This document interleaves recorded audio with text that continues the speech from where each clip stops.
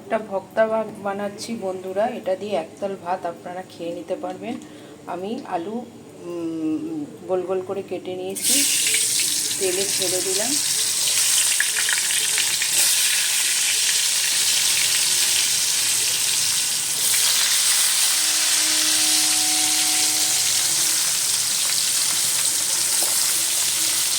তেলে ছেড়ে দিলাম।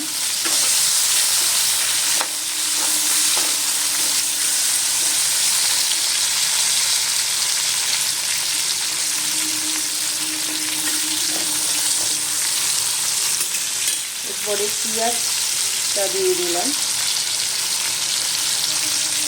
পেঁয়াজ আমি কিউব করে কেটে নিয়েছি, সেটা দিয়ে দিলাম। তারপরে 4-5-6 কোয়া রসুন দিয়েছি।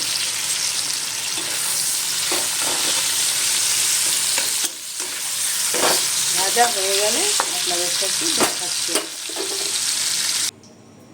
ভাজা হয়ে গেছে, আলু পেঁয়াজ আর রসুন ভেজে নিয়েছি। এবারে আমি সিদ্ধ করে রেখেছিলাম 2টো ডিম, সেটাকে ভাজবো।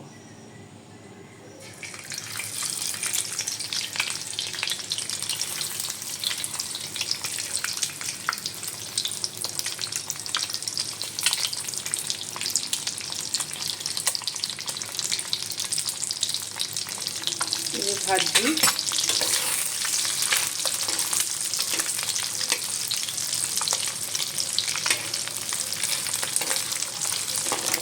ভাজা হয়ে গেলে আপনাদের আবার দেখাচ্ছি।